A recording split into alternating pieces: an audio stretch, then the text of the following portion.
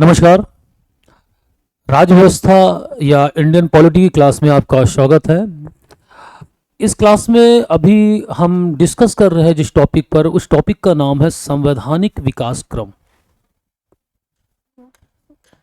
संवैधानिक विकास क्रम।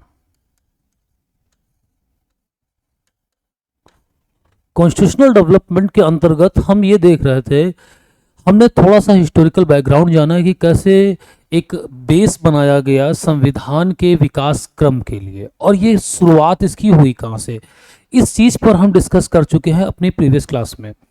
आज की क्लास में जो हम पढ़ रहे थे, इस टॉपिक के अंतर्गत जो सब टॉपिक हमारा था, उस सब टॉपिक का नाम है कंपनी के अधीन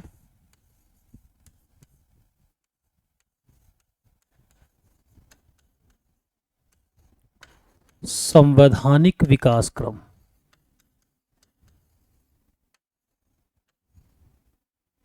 संवैधानिक विकास, ये हमारा सब टॉपिक था जिसमें हमने ये पढ़ा था कि constitutional development under the company rule, और इसका जो टाइम पीरियड बच्चा था, वो टाइम पीरियड था इसका 1773 से लेकर 1857 तक।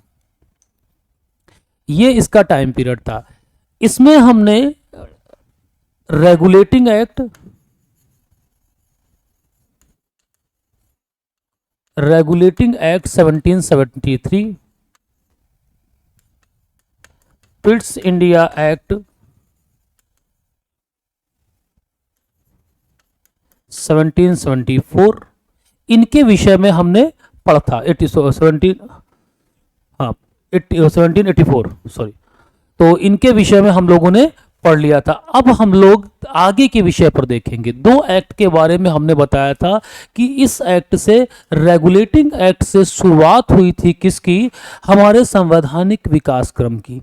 इसके बाद पिट्स इंडिया एक्ट आया था, जो इसके सुधारों पे, जो इसमें कमियां रह गई थी कंपनी को कंट्रोल करने के लिए, उसके लिए ये एक्ट लाया गया था। चलिए, आज की क्लास में हम आगे के एक्ट के विषय में पढ़ेंगे। हम केवल उन्हीं एक्ट्स के विषय में यहाँ पे पढ़ेंगे जिन एक्ट्स की जो है उसका रिलेशन या संबंध हमारी राज्य व्यवस्था से ज़्यादा है, यानी जो हमारा सब्जेक्ट है उसमें उसका ज़्यादा रोल है। तो अगला जो एक्ट है वो है चार्टर एक्ट।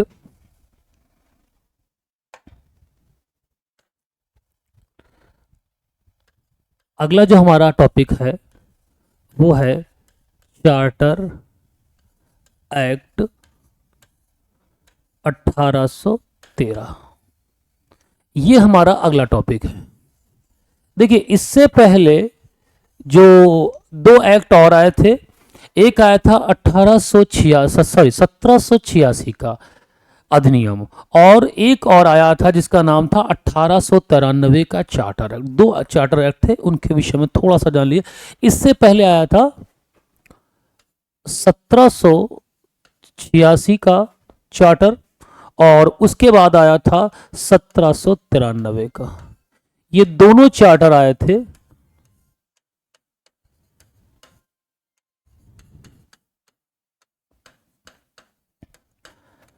इसका इम्प्लीमेंट इसमें किया गया। इम्प्लीमेंट क्या था, देखिए, लॉर्ड कॉर्नवालिस जब आया तो उसने पद को संभालने से पहले दो शर्तें रखी। एक शर्त ये रखी कि उसे कमांडर इन चीफ बनाया जाए, सेनापति बनाया जाए, और दूसरी शर्त रखी कि काउंसिल के जो निर्णय है उसे बदलने की शक्ति उसके पास होनी चाहिए।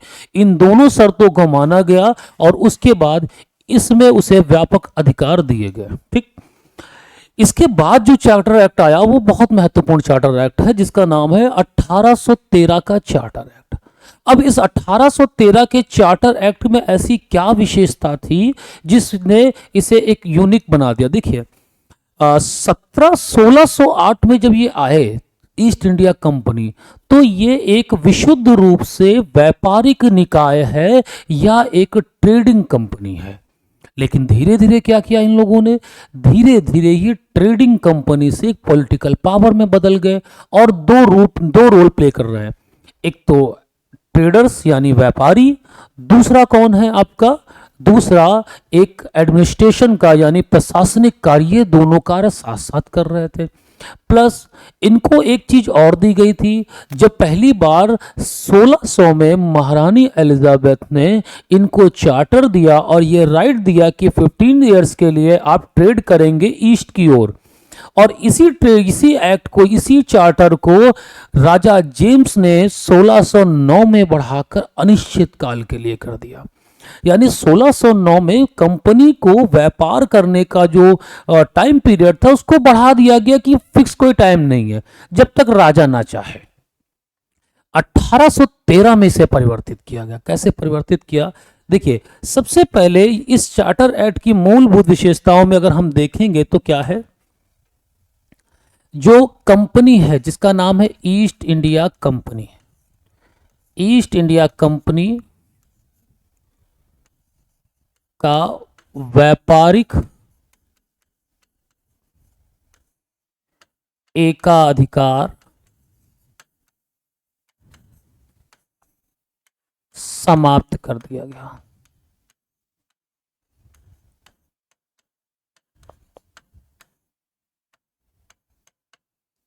जो कंपनी है उसका जो ट्रेडिंग राइट था, जो मोनोपोली थी भारत के साथ या ईस्ट के में ट्रेड करने की, उसे समाप्त कर दिया गया। तो इसके बाद अन्य लोगों को, जो यूरोप, जो इंग्लैंड के अन्य व्यापारी थे, उनको भी मौका मिला ट्रेड करने। लेकिन यहां पर एक चीज रखी गई, ये व्यापारिक एकाधिकार समाप्त तो किया गया, लेकिन चाय के मामले में, जो टी था, इसके मामले में चीन के साथ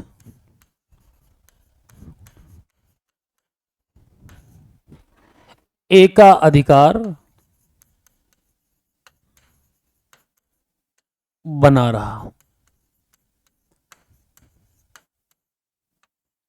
जो चाय का व्यापारिक एकाधिकार था, उस चाय के व्यापारिक एकाधिकार में इनको पूरी तरीके से मोनोपोली रही, लेकिन अन्य विषयों में जो ट्रेड करने के राइट्स थे, उन्हें उनकी मोनोपोली समाप्त कर दी गई। ये 1813 के चार्टर एक्ट का पहला क्लॉज बनाया गया। और देखिए, चार्टर का मतलब होता है राजलेख, राज आज्ञा, और ये कंपनी को निर्देशित किया जा रहा है ब्रिटिश पार्लियामेंट की ओर से। तो पहली बात ये की गई। दूसरा क्या किया गया कि जितने भी राज्य वो थे, अब भारत आए हैं, तो इन्हों को परमिशन दी गई कि इस चार्टर एक्ट में कि भाई जो ईसाई मिशनरी हैं, उन्हें धर्म के प्रचार की भी अनुमति दी जाएगी। तो यहां पर क्या हुआ, दूसरा पॉइंट क्या था, ईसाई मिशनरी को धर्म प्रचार की अनुमति दी गई।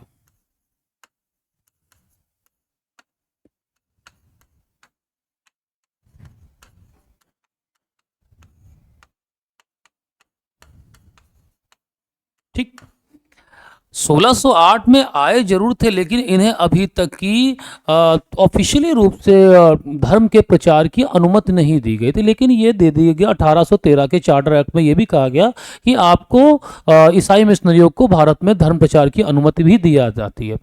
इसके बाद एक और महत्वपूर्ण चीज इसमें बनाई गई। इसमें महत्वपूर्ण चीज ये बनाई गई, 1,00,000 रुपए, 1,00,000 रुपए की धनराशि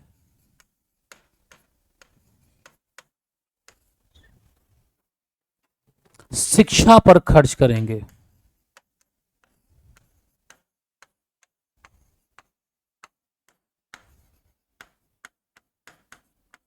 ये कहा गया इसमें, इस चार्टर एक्ट में ये बात कही गई कि कंपनी 1,00,000 रुपया भारतीयों की शिक्षा पर वार्षिक रूप से खर्च करेगी। ये 3 महत्वपूर्ण बिंदु या क्लॉज इसमें बनाए गए, प्रावधान या प्रोविजन बनाए गए, जिसने ब्रिटिश पार्लियामेंट का और भी नियंत्रण स्थापित कर दिया। सबसे पहली बात तो ये मोनोपोली खत्म कर दी। 1608 से लेकर या 1600 से जो पहली बार चार्टर दिया गया वहां से लेकर 1813 तक का समय इनके पास ट्रेड की मोनोपोली है, उसे खत्म कर दिया गया। उसके बाद क्या किया गया, उसके बाद चाय के, लेकिन जो मोनोपोली थी उसमें चाय के व्यापार के साथ जो इनकी मोनोपोली थी वो बनी रही, चाय के व्यापार के साथ। और इसके बाद इसमें ईसाई मिशनरियों को भी भेजा गया कि आप भारत जाइए और भारत जाकर आप धर्म का प्रचार करिए, शिक्षा पर भी खर्च करने की बात कर दी। तो समय ऐसे चलता रहा। इसके बाद फिर आवश्यकता पड़ी नए कानून की। अब नया कानून क्यों लाया जाएगा, अब नए कानून को लाने के लिए इन्होंने फिर 1833 में एक नया चार्टर लेकर आए। तो अगला जो हमारा चार्टर है वो है 1833 का। इन दोनों चार्टर की बात हम कर चुके हैं, संक्षेप में आपको हम जानकारी दे चुके हैं। अगला देखिए जो चार्टर है उस चार्टर कानून का नाम है 1833 का चार्टर।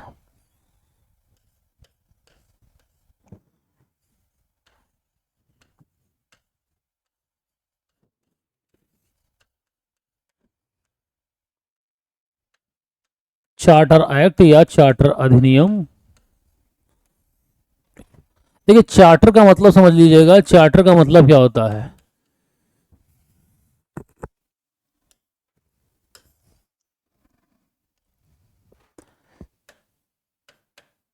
चार्टर का मतलब होता है राज लेख, या इसे राज आज्ञा भी कहा जाता है।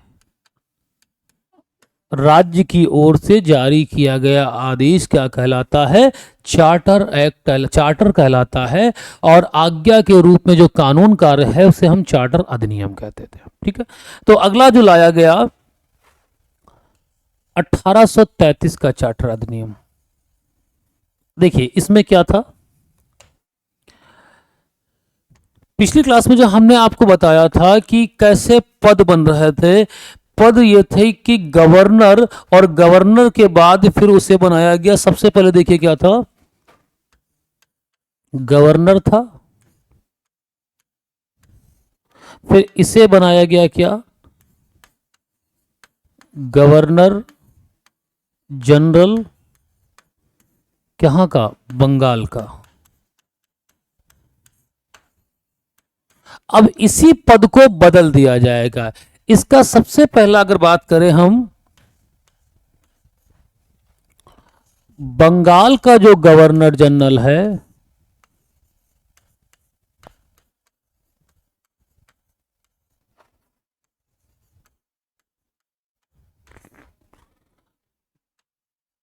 को भारत का गवर्नर जनरल,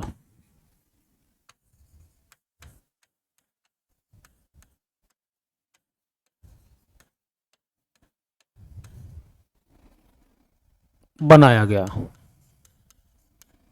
यानी जो ये पद था जिसे हम बंगाल के गवर्नर के जनरल के नाम से जानते थे, पहला गवर्नर जब वारेन हेस्टिंग को बनाया गया था, इसे बदल दिया गया। अब देखिए यहां पर पहला भारत का गवर्नर जनरल कौन बना, पहला भारत का गवर्नर बना लॉर्ड विलियम बैंटिंग।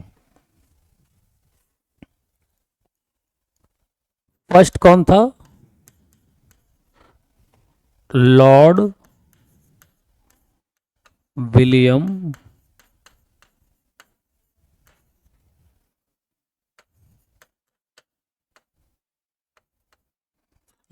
बैंटिंग।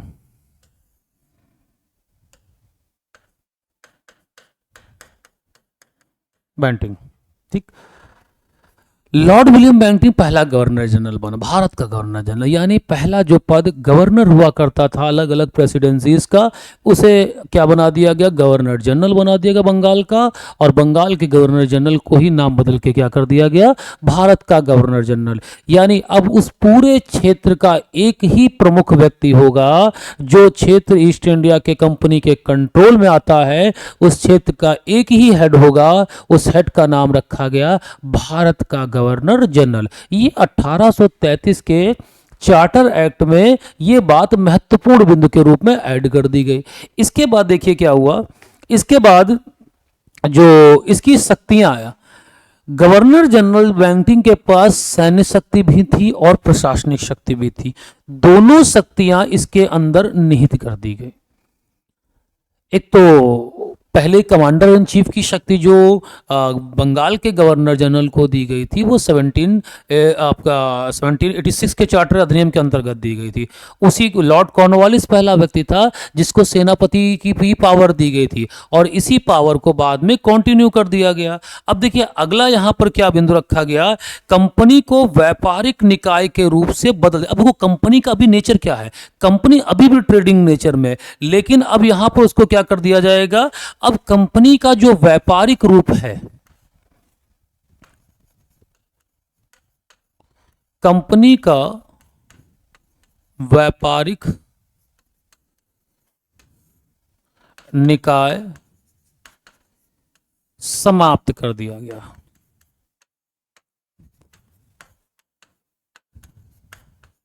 यानी कंपनी अब व्यापारिक नहीं रह गई, उसे क्या बना दिया गया, पूर्ण रूप से प्रशासनिक निकाय।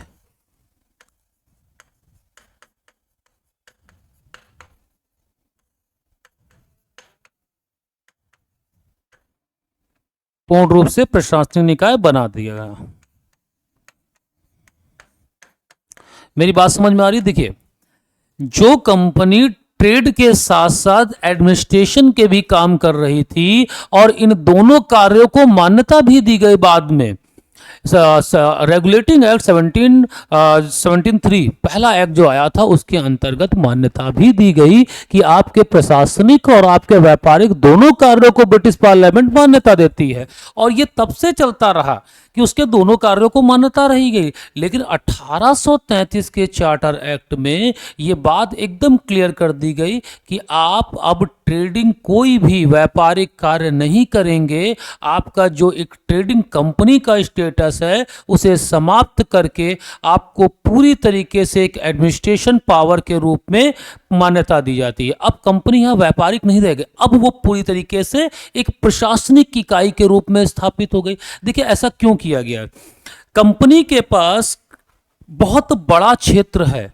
और भारत अपने आप में एक, कहते हैं ना, भारत एक सोने की चिड़िया थी। क्यों? क्योंकि यहां पर सभी संसाधन उपलब्ध थे और आज भी उपलब्ध हैं। जो पूरी दुनिया में चीजें मिलती हैं उसका कुछ ना कुछ मात्रा में अंश भारत में जरूर पाया जाता है। और दूसरा, भारत से ट्रेड करने के बाद या उसे कंट्रोल करने के बाद ब्रिटिश और कंपनी इनको अपूर्व लाभ प्राप्त हो रहा था, इतना लाभ प्राप्त हो रहा था, प्रॉफिट, जिससे ये कभी भी भारत को अलग को एक स्वतंत्र नहीं करना चाहते थे। लेकिन कंपनी की जो ट्रेडिंग राइट्स थे उन्हें खत्म करके इन्होंने सीधे सीधे बोला कि आप एक एडमिनिस्ट्रेशन निकाय बनेंगे ताकि संसद आसानी से आपको कंट्रोल कर सके। इसके बाद क्या बताया गया, इसके बाद इन्होंने एक सिविल सेवा के परीक्षा से संबंधित चीजों के विषय में भी इस एक्ट के अंतर्गत कार्य किया, यानी सिविल सर्विस के बारे में भी प्रारंभ किया गया।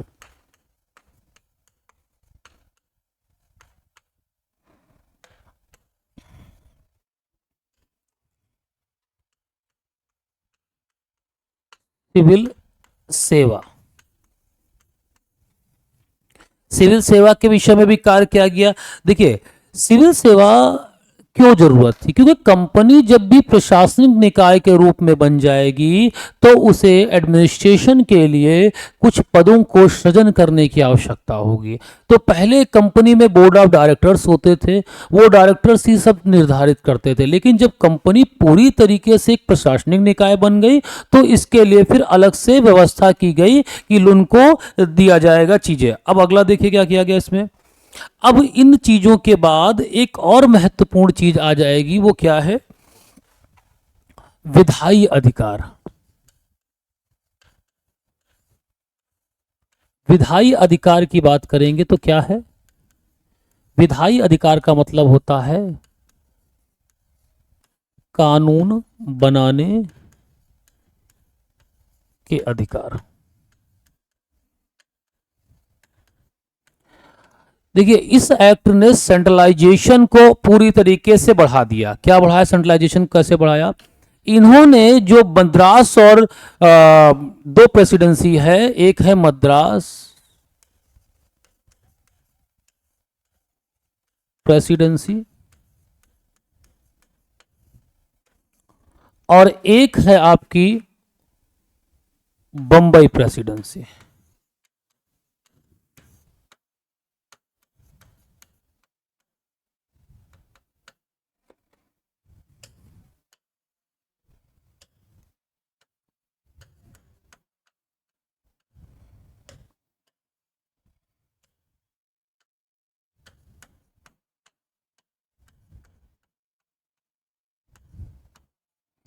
इन दोनों से क्या किए, जो विधायी अधिकार थे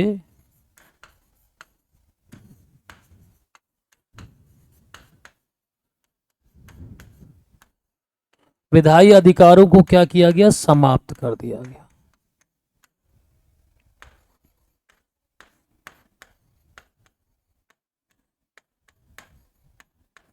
ठीक, यहां पर क्या किया गया, कंपनी के विधायी अधिकारों को जो दो प्रेसिडेंसी, हमारे पास 3 प्रेसिडेंसी थी, आपको पता होगा, मैंने आपको पिछली क्लास में बताया था कि इस तरह से इन्होंने 3 अपने पावर के बिंदु बनाए थे। एक था बंगाल प्रेसिडेंसी, एक था बॉम्बे प्रेसिडेंसी और एक था मद्रास प्रेसिडेंसी। बाद में इन्होंने क्या किया, इस प्रेसिडेंसी को बनाया हेड और इन दोनों को क्या कर दिया, इसके कंट्रोल में कर दिया।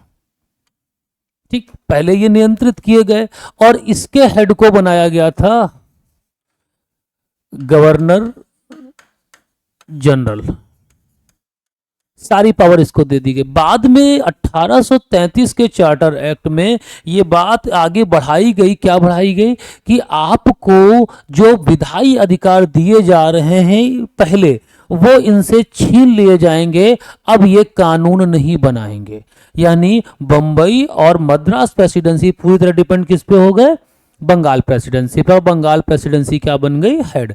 तो ये था हमारा 1833 का चार्टर एक्ट, जिसमें 3 ही 4 महत्वपूर्ण बातें थी। सबसे पहले महत्वपूर्ण बात करें तो पद का नाम बदला गया। क्या बदला गया पद का नाम, भारत का गवर्नर जनरल एक नया पद सृजन किया गया और इस पद ने रिप्लेस किसको किया, बंगाल के गवर्नर जनरल को।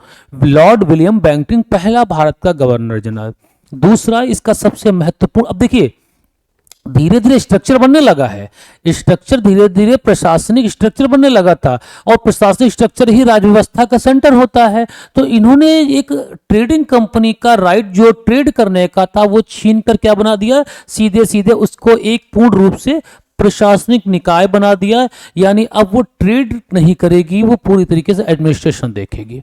इसके बाद इन्होंने एक और सेंट्रलाइजेशन को बढ़ाया, क्योंकि शासन में केंद्र का बहुत महत्वपूर्ण स्थान होता है जहां से पूरी व्यवस्था को संचालित किया जा सकता है। अगर शक्तियां एक केंद्र के पास होती है ज्यादा, तो वहां से पूरे सिस्टम को ऑपरेट करना बहुत आसान हो जाता है, किसी भी तरीके के विवाद की स्थिति नहीं रह जाती है। तो इन्होंने सीधा सीधा क्या किया, सेंट्रलाइजेशन को, केंद्रीकरण को और मजबूत किया। कैसे मजबूत किया, जो पहले बंबई और मद्रास प्रेसिडेंसी बंगाल प्रेसिडेंसी के अधीन करी गई थी, इस चार्टर एक्ट में क्या कर दिया गया कि उनके कानून बनाने की शक्तियां भी छीन ली गई। तो ये था हमारा 1833 का चार्टर एक्ट। नोट डाउन कर लीजिए।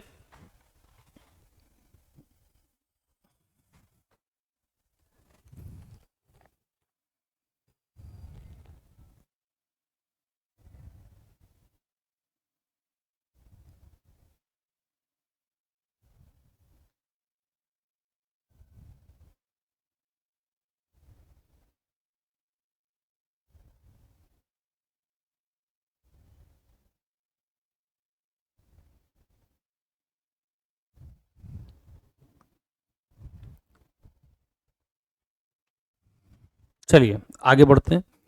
अब देखिए यहां तक तो स्ट्रक्चर आपको समझ में आ गया होगा। आगे जो चार्टर एक्ट है, उस चार्टर एक्ट ने पहली बार एक संसद जैसी, जिसे आज हम संसद कहते हैं, यानी एक ऐसी संस्था जो कानूनों का निर्माण करेगी, उसका गठन करना प्रारंभ किया। यानी अब हमारी धीरे धीरे संसद या विधायिका धीरे धीरे बनना स्टार्ट हो जाएगी। कैसे, अगला चार्टर आया 1853 में, जिसे कहा जाता है 1858 का चार्टर एक्ट।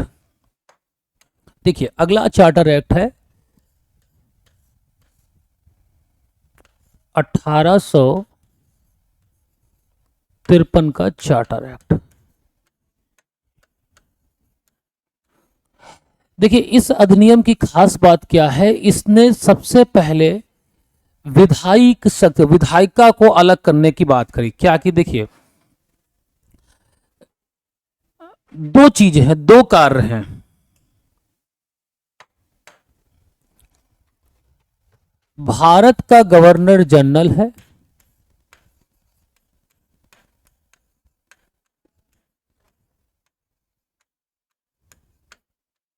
और इसकी एक क्या है, परिषद है, या इसे कार्यकारी परिषद या एग्जीक्यूटिव काउंसिल बोल सकते हैं, कार्यकारी परिषद। अब ये कार्यकारी परिषद दो काम देखती है, एक तो लीगल यानी विधायिका से संबंध विधायिक कार्य, दूसरा एडमिनिस्ट्रेशन यानी प्रशासनिक कार्य देखती, दोनों कार्य देखती है। अब इसमें क्या किया गया, पहले ये दोनों कार्य साथ कर रहे थे, एक ही सारे व्यक्ति एक साथ कर रहे थे, बाद में क्या किया गया, इसे अलग कर दिया गया, इसके दो कार्यों में विभाजित किया गया।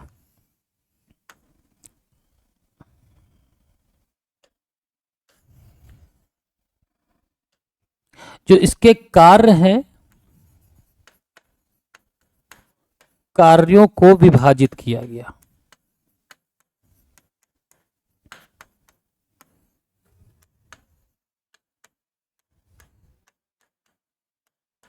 क्या विभाजित किया गया, देखिएगा। एक कार्य है इसके प्रशासनिक कार्य,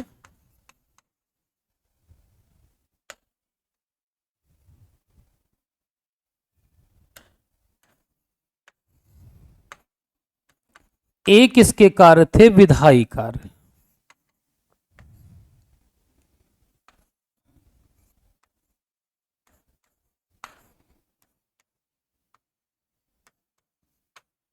विधायी कार्य। अब देखिए इन्होंने क्या किया कि दोनों कार्य अलग अलग कर दिए, प्रशासनिक कार्य और विधायी कार्य दो अलग अलग कार्य बना दिए।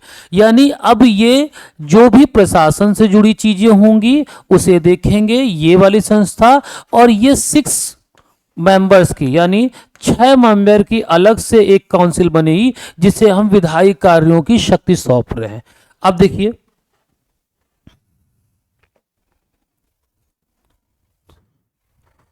विधायी कार्य के लिए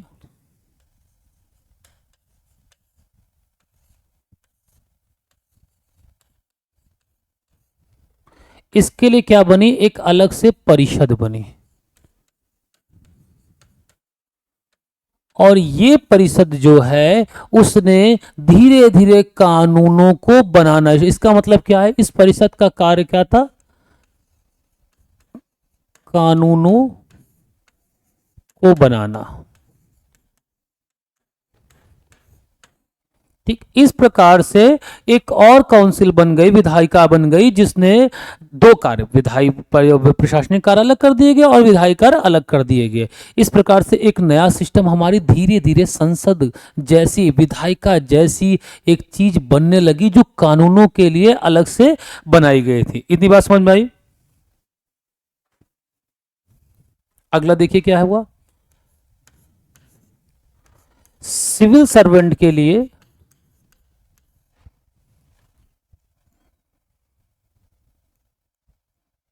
सिविल सेवा के लिए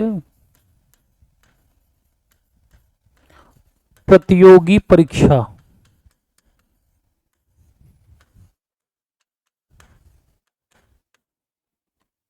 का आयोजन किया गया। इसमें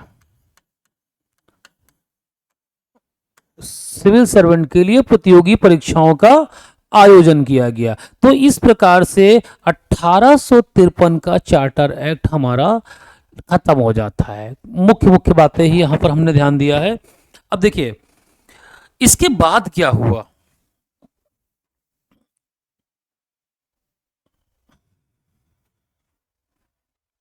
देखिए ध्यान से।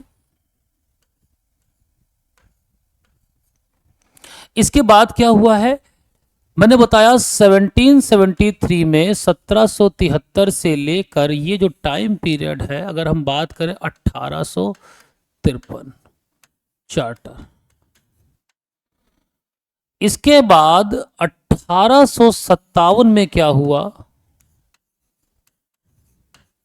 ये हो गई क्रांति, और यहां से फिर आया 1858 और ये गया 1947 तक। ठीक, ये जो टाइम पीरियड है ये था हमारा ताज कंपनी, और ये जो टाइम पीरियड हमारा जाएगा ये रहेगा हमारा ताज का। तो हमने 1853 के चार्टर एक्ट तक पढ़ा, जिसमें हमने जाना कि किस प्रकार से सिस्टम हमारा धीरे धीरे इवॉल्व होने लगा, बनने लगा। अब हमारा यहाँ पर नए उस चरण की ओर चलते हैं, संवैधान के विकास का नया चरण।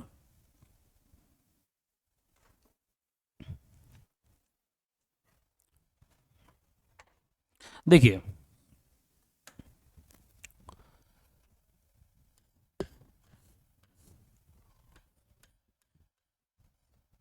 ताज के अधीन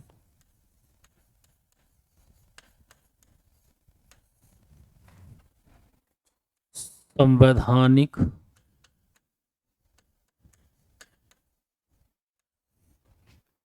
विकास क्रम।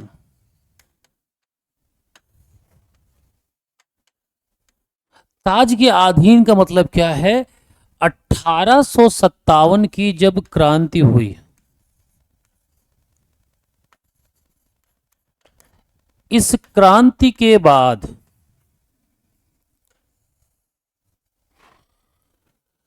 कंपनी का शासन समाप्त हो गया और क्राउन यानी ब्रिटिश ताज का शासन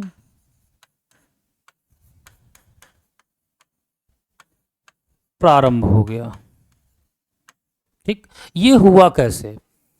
लगभग 100 साल के शोषण के बाद, ये लगभग 100 साल के शोषण के बाद जब भारत की जनता ने ब्रिटिश ईस्ट इंडिया कंपनी के विरुद्ध हथियार उठाए और उनका विरोध करना स्टार्ट कर दिया, तो उसके बाद यहाँ पर आपको परिवर्तन देखने को मिलेगा।